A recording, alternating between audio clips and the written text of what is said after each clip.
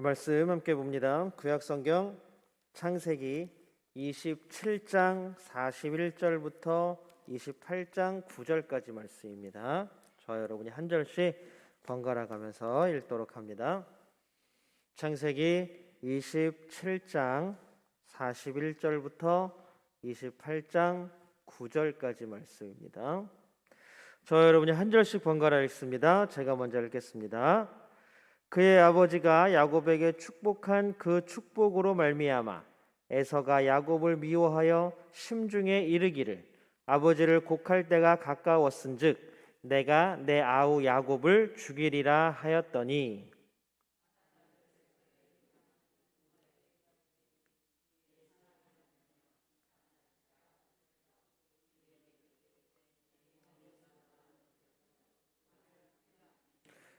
내 아들아, 내 말을 따라 일어나 하란으로 가서 내 오라버니 라반에게로 피신하여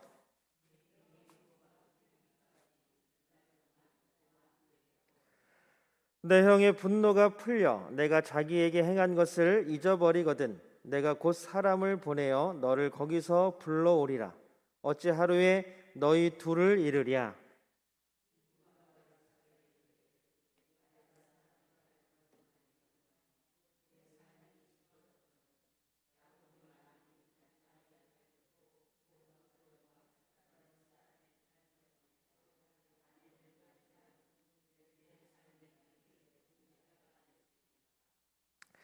이삭이 야곱을 불러 그에게 축복하고 또 당부하여 이르되 너는 가나안 사람의 딸들 중에서 아내를 맞이하지 말고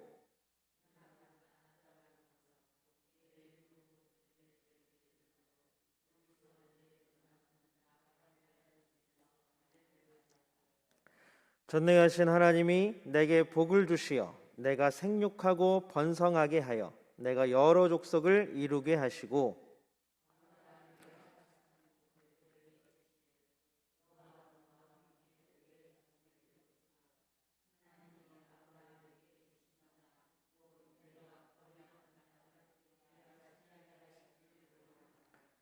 이에 이삭이 야곱을 보내매 그가 밧단 아람으로 가서 라반에게 이르렀으니 라반은 아람 사람 부두엘의 아들이요 야곱과 에서의 어머니 리브가의 오라비더라.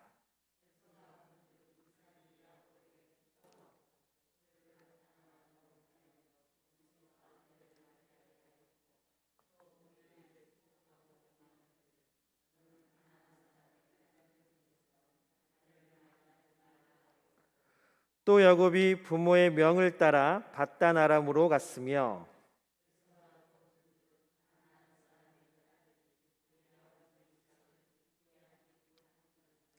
함께 읽습니다. 이에 에서가 이스마엘에게 가서 그 본처들 외에 아브라함의 아들 이스마엘의 딸이요 느바요의 누이인 마할랏을 아내로 맞이하였더라. 아멘. 오늘 부르심에 응답하여 예배 자리에 오신 모든 분들을 주님의 이름으로 축복합니다. 또 예배를 받으시는 하나님께서 이 자리에 임재하시고 우리를 만나 주시기를 주님의 이름으로 소망합니다. 우리 함께 예배드리는 모든 분들과 인사 나눌까요? 우리 사랑합니다. 축복합니다.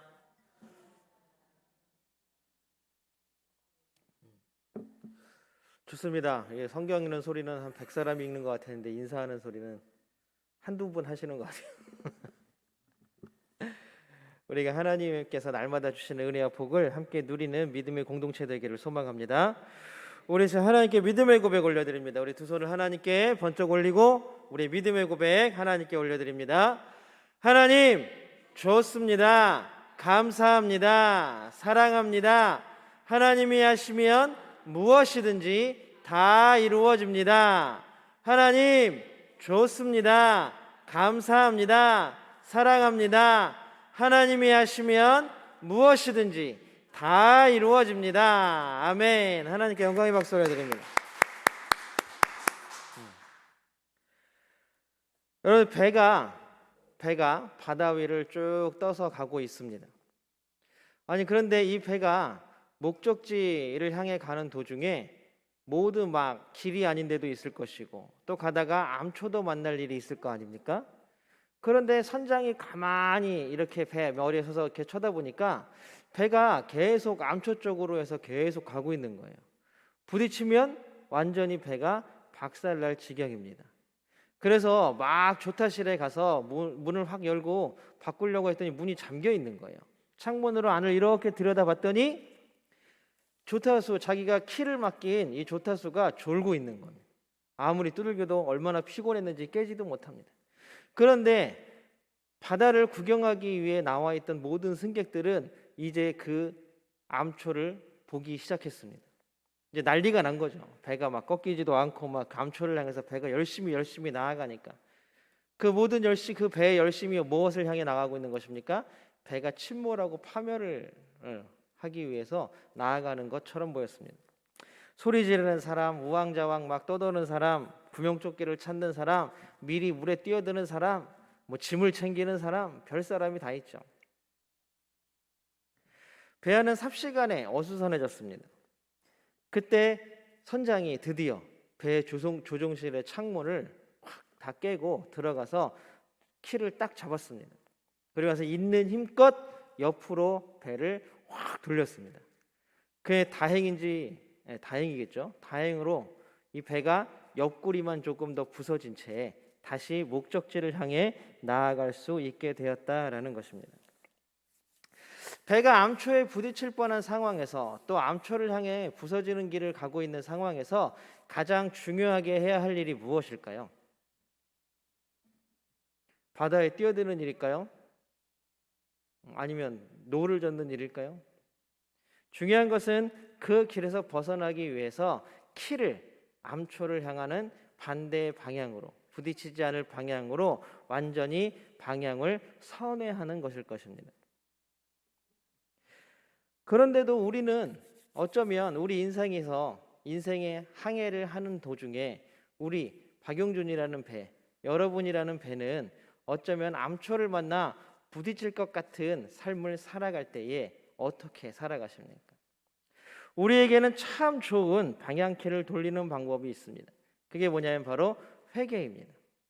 우리의 처지를 바르게 알고 바르게 보고 그곳에서 다시 하나님께로 우리의 삶의 방향을 돌리는 것, 그것이 바로 우리에게 주어진 은혜 아니겠습니까? 그 놀라운 은혜로 우리가 이 자리에 있는 줄로 믿습니다.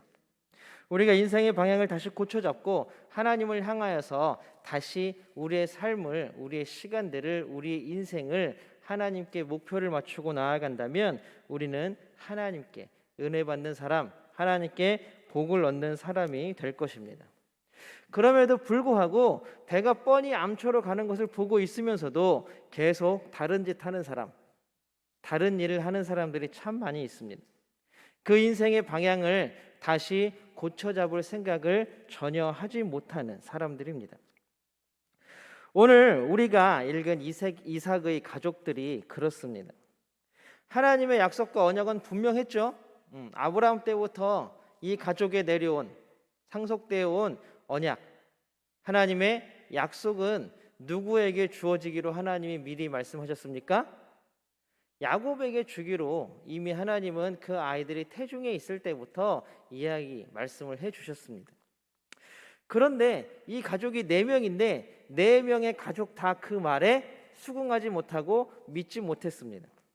이삭은 그것을 수긍하지 못하고 자기의 뜻, 자기의 생각대로 누구를 그 상속자로 정하려고 했습니까? 에서였습니다. 자기의 뜻대로죠. 하나님의 뜻이 분명히 있음에도 불구하고 인생의 목표점이 하나님의 언약이고 약속임에도 불구하고 자신의 방향키를 돌리지 못하고 자기의 멋대로 나아갔다라는 사실입니다. 리브가도 마찬가지입니다. 분명히 이 인생의 배가, 이 가족의 배가 하나님의 약속과 하나님의 언약을 하기 위해서 계속 나아가고 있는데도 불구하고 그것을 믿지 못하고 자신의 능력과 자신의 계획과 자신의 생각으로 그것들을 이루려고 억지를 부렸습니다. 여러분들 한번 생각해 보세요. 리브가가 하나님의 뜻을 이루는데 리브가가 개입한 게 아니죠. 하나님의 뜻을 이루어 드리겠습니다라고 누구를 속인 거예요? 남편을 속이고 야곱 자기 아이들의 아버지인 이삭을 속이고 자기의 아들인 에서를 속인 것입니다. 그리고 자기의 아들인 야곱을 하나님을 속이고 아버지를 속이고 형을 속이는 일에 동참시켰다는 것입니다. 우리 아버지가 나 시험 되게 잘 보는 걸 좋아해. 그러니까 나는 아버지를 기쁘게 해드리기 위해서 공부 잘하는 애 거에 옆에 있는 사람들을 컨닝해야지. 이게 아버지가 기뻐하시는 일일까요? 만약에 이 아이가, 이 자녀가 그렇게 해서 막 시험을 100점 맞아갖고 전교에서 얘는 백기내는 1등하고 옆에 아들은 2등 했습니다. 그게 아버지를 기쁘게 하는 일일까요? 그렇지 못하죠.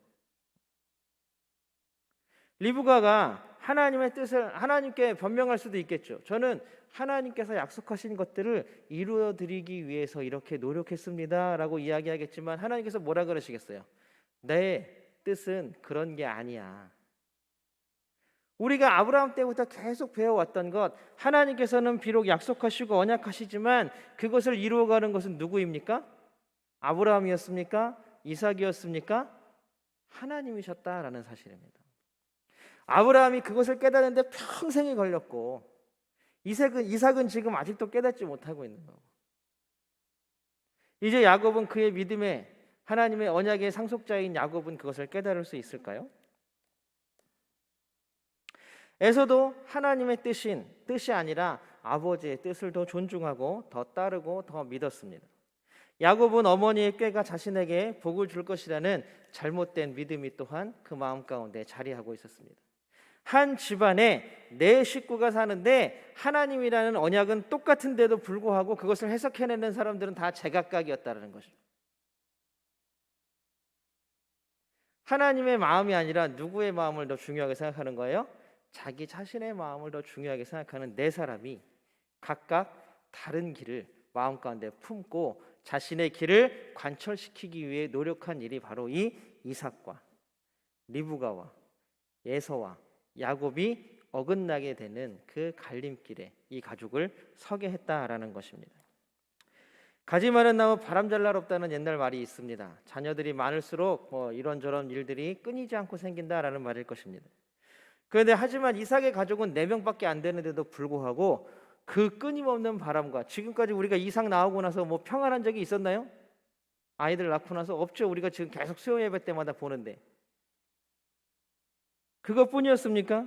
또 아마 바람, 그냥 단순히 나무가 흔들리는 바람 정도가 아니라 이제 큰 폭풍우가 몰아치고 있습니다. 각자의 생각이 다 달랐고 그만큼 자기 자신을 믿었고 하나님을 신뢰하지 않았습니다. 이 가족에게 닥친 결과를 한번 보겠습니다. 우리 41절 세 번역으로 한번 읽어보겠습니다. 41절입니다. 시작. 야곱에게 원한이 깊어갔다. 그는 혼자서 아버지를 곡할 날이 머지 않았으니.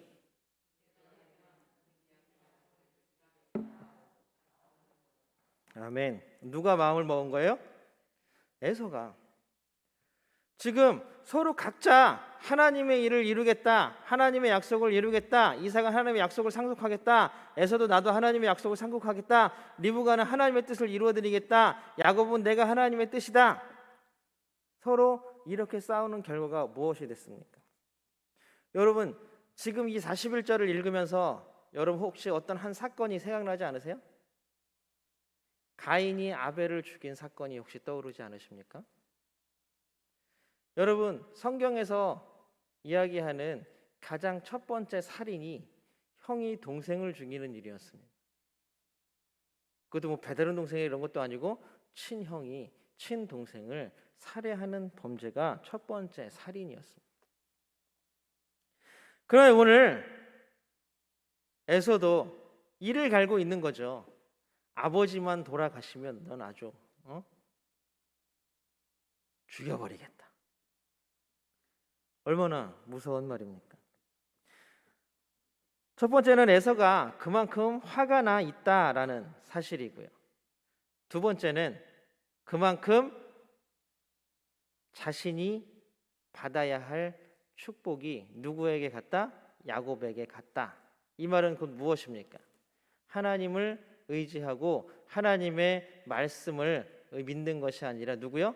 자신의 인간적인 아버지 그리고 자신의 인간적인 선택이 더 중요하다라고 마음먹고 있었다라는 사실입니다. 에서가 이 상황을 해결하려고 하는 것, 이 문제를 해결하고자 하는 방법은 무엇입니까? 아버지가 죽기까지 기다렸다가 야곱을 죽이는 거예요. 이래야 에서에게는 이 문제가 해결되는 거예요. 이런 에서의 무서운 마음을 누가 알아챘어요? 리브가가 알아챘어요. 리브가가. 에서가 얼마나 화가 나 있는지 리브가가 딱 그 마음을 알아차렸습니다. 그리고 리브가는 또다시 하나의 계획을 세웁니다. 에서와 야곱을 이제 아예 따로 살게 만드는 거죠. 오늘 제목처럼 서로 어긋나는 길을 걷게 하는 것입니다. 우리 44절을 한번 읽어보겠습니다. 세 번역으로 읽겠습니다. 44절입니다. 시작. 내 형의 분노가 풀릴 때까지 너는 얼마 동안 외삼촌 집에 머물러라. 우리 45절도 한번 읽어볼까요? 시작. 내 형의 분노가 풀리고 내가 형에게 한 일을 너의 형이 잊으면 거기를 떠나서 돌아오라고 전가를 보내마. 내가 어찌 하루에 자식 둘을 다 잃겠느냐. 당연히 에서도 아들이고 야곱도 아들인데 리브가의 마음속에서 어떻게 아들 둘이 치고받고 싸우고 서로 죽이려고 하는 모습들을 볼 수 있겠습니까? 그래서 리브가가 생각해낸 방법이 야곱을 자신의 오라버니 집으로 보내는 거였습니다.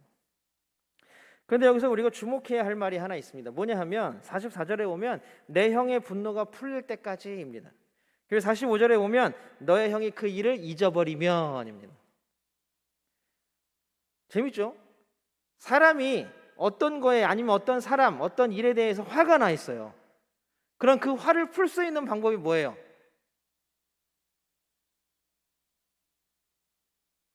우리는 화가 안 나니까 잘 모르시죠? 어떻게 보시는지. 우리는 편하니까 하나님께서 주신 놀라운 평화가 우리 가운데 넘치기를 소망합니다. 누리면서 사십시오. 화가 나면 그걸 어떻게 풀어야 돼요? 제일 좋은 방법은 뭐예요? 잘못한 사람이 가서 용서를 비는 거고 화해를 요청하는 거죠. 이게 안 받아들여져야 다음 단계가 나오는 것입니다. 그런데 리브가는 뭐예요? 야, 네가 가서 빨리 형한테 빌어. 야, 나도 형한테 잘못했다고 할게. 나도 아버지한테 잘못했다고 할게. 우리 가서 아버지하고 형한테 가서 잘못했다고 용서를 빌자 라고 하는 게 아니라 뭐예요? 너 멀리 떠나 있다가 니네 형이 잊어버리면 기억이 안 좋은 건지 나쁜 건지. 에서가 머리가 나쁜가 봐요. 엄마가 그렇게까지 생각할 정도면. 니네 형이 잊어버리면 내가 다시 너 불러줄게. 이게 지금 리브가가 생각하는 해결 방법입니다. 에서의 해결 방법은 뭐예요? 야곱을 죽여버리는 거잖아요. 어머니 해결 방법은 뭐예요? 네 형이 잊어버릴 때까지 어디 꽁꽁 숨어 있어. 이삭의 해결 방법은 뭐예요? 없어요. 이삭은 도대체 뭐 하는 사람인지 몰라요. 지금 이런 정말로 가족이 깨어지고 형이 동생을 죽이려고 하는 이 절박한 가정의 위기 상황 가운데에서 이삭은 어디에도 등장하지 않는다는 사실입니다. 어떠한 것도 주도해 나가지 않는다는 거죠. 하나님께서 가정을 맡기시고 종족을 맡기셨는데 이 이삭은 그 어디에도 등장하지 않고 그 문제 해결을 위해서 뭔가를 하려고 하는 의지나 노력들이 전혀 보이지 않습니다. 나 몰라라. 일이 이렇게 됐으니 에서에게도 뭐라 그래요? 야, 일이 이렇게 되었으니 너 그냥 남은 거 뭐예요? 너는 이슬도 내리지 않는 척박한 땅에서 살아라. 이걸 축복이라고 해주는 거예요. 야곱은 어떻습니까? 어머니 리브가에만 매달려서 해결이라는 것은 전혀 상관도 없습니다. 형이나 아버지에게 미안해서 용서를 빌 생각도 전혀 없습니다. 그냥 엄마, 우리나라 말로 표현하면 어머니 치맛거리만 붙잡고 숨어 있는 거예요. 이 가정에 정말로 이 위기를 해결할 수 있는 의지나 생각들이 있는지 정말 의심스럽습니다. 우리가 삶의 어려움 가운데에서 삶의 어려움을 당한다면 여러분들은 어떻게 하십니까? 아까 우리 처음에 얘기했던 것처럼 우리의 삶이 부딪히면 산산이 다 깨어져 버릴 정도의 큰 암초가 우리 앞에 있고 우리는 지금 그 암초를 향해서 돌진해 가고 있습니다. 그 위기의 순간 모든 것들이 깨어져서 다 바닷속으로 가라앉아 버릴 것 같은 위기의 순간에 여러분들은 무엇을 의지하고 무엇을 믿으시겠습니까? 그리고 어떻게 그 문제를 해결하시겠습니까? 많은 사람들은 자기가 가지고 있는 지식, 지혜, 힘, 권력, 능력 이런 것들이 모든 어려움들과 힘듦을 해결할 수 있다라고 이야기합니다. 그러나 과연 그렇습니까? 살아가는 세상 모든 사람들이 추구하는 것들을 보면 그런 것 같기도 합니다.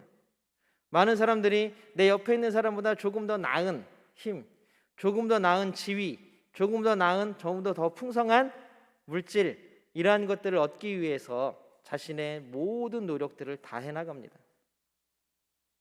또 놀라운 일은 제가 지난주에도 말씀드렸지만 정말로 우리가 이름만 대면 알만한 큰 교회에 학생들도 1,000명 넘게 나오는 교회, 중고등부에 시험 기간이 되잖아요. 애들이 10분의 1도 안 나온대요. 장로님의 자녀고 권사님의 자녀고 뭐 교회 설립 개척자의 자녀고 다 필요 없답니다. 시험 기간만 되면 교회보다 학원 그리고 독서실에서의 공부가 그 아이의 인생을 책임져 줄 거라고 믿기 때문이에요. 그것이 지혜이고 그것이 현명하고 그것이 지혜롭게 시간을 사용하는 것이라고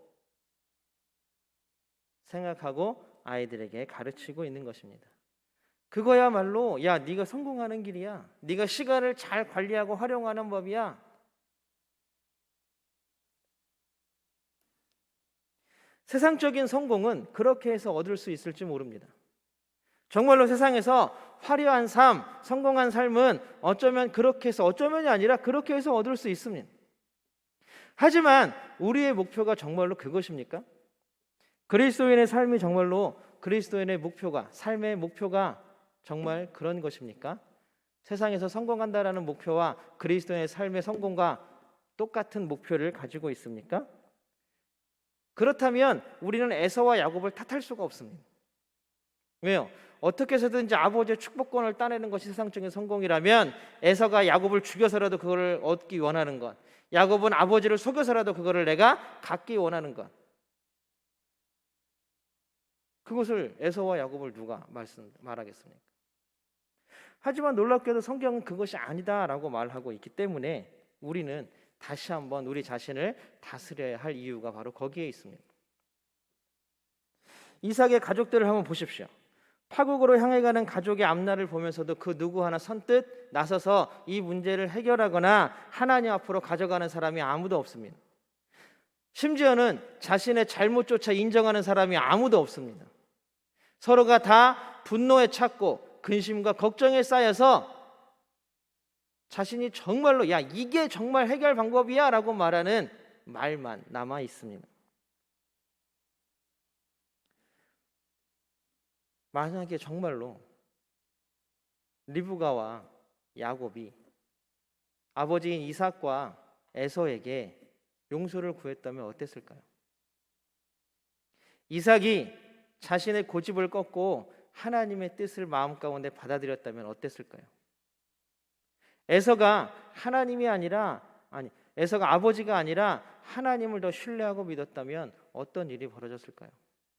이 가족이 정말로 아버지를 속이고 형을 속이는 그 일 가운데 그 이후에도 정말로 이런 마음, 하나님을 찾는 마음들이 회복되었다면 정말로 세상 살아가면서의 진정한 복이 어떠한 것인지 알았다면 이 가족은 어땠을까요? 아마 지금 우리가 보는 성경의 말씀과는 많이 달라져 있지 않을까 생각합니다. 이삭과 리브가 에서와 야곱 모두가 자신의 처지만 살피고 자신의 상황만 호소합니다. 그리고는 이게 최선이라고 말합니다. 자신이 제시하는 해결책이 정말로 이 모든 방법의 모든 것이라고 여깁니다.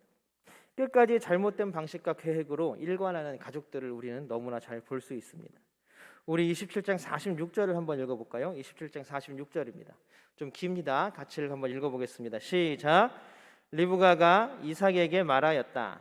나는 햇사람의 딸들 때문에 사는 게 아주 넌더리가 납니다.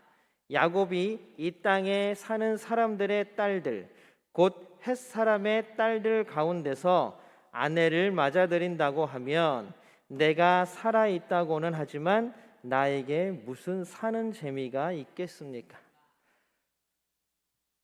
여러분, 여기까지 읽으면 속 터지지 않으세요? 아직까지도 리브가는 정신을 못 차린 거예요. 분명히 지금 야곱을 라반에게 보내는 이유가 무엇입니까? 에서가 지금 야곱을 죽이려고 하는 이유잖아요. 그래서 야곱을 살리려고 보내는 거잖아요. 그런데 이삭을 설득하기 위해서, 아버지인 이삭을 설득하기 위해서 뭐라 그러냐 하면 또다시 에서를 힘들게 하고 에서를 공격하는 거예요. 큰아들을. 아우, 큰아들 걔 며느리 들인 애들 난 도저히 걔네들 때문에 살 수가 없고 넌더리가 나서 못 살겠어요. 큰아들마저 그런데 야곱마저도 똑같이 그런 며느리를 얻어올까 봐 나는 두려워서 못 살겠어요. 무서워서 못 살겠어요. 그래서 야곱을 라반에게 보내야겠어요. 엉뚱한 곳에서 문제 해결을 포장하는 거죠. 야곱은 아무 잘못이 없어. 뭐예요? 에서가 그렇게 사니까 내가 야곱을 끼고 도는 거예요. 에서가 그렇게 내 마음에 안 들게 하니까 야곱을 그렇게 하는 거예요. 정말 놀라운 거는 근데 이 이야기를 그대로 받아들이는 게 누구냐 하면 이삭도 이삭이지만 에서도 그 이야기를 그대로 받아들입니다. 46절을 한번 보겠습니다. 아니 28장 9절 말씀 한번 보겠습니다. 28장 9절입니다. 시작. 이미 결혼하여 아내들이 있는데도 이스마엘에게 가서 그의 딸 마할랏을 또다시 아내로 맞이하였다. 마할랏은 느바요의 누이이며 아브라함의 손녀이다. 놀랍지 않습니까? 에서도 똑같이 실수를 저지릅니다. 아 그래? 엄마가 나를 싫어하는 게 그런 거였어? 그럼 나 또 결혼해야지. 나는 며느리 얻어와야지. 이게 해결책인 거예요. 에서가 해결책인 거예요. 이게 정말로 다른 데 가서 우리나라 자다가 봉창 두들긴다는 얘기 있잖아요. 남의 다리 긁는다는 얘기 있잖아요. 이 가족은 정말 심각한 위험 가운데 빠져 있는데 그 누구도 그 심각함을 정말 정면으로 대면하고 해결하려고 하는 의지가 아무에게도 없는 것입니다.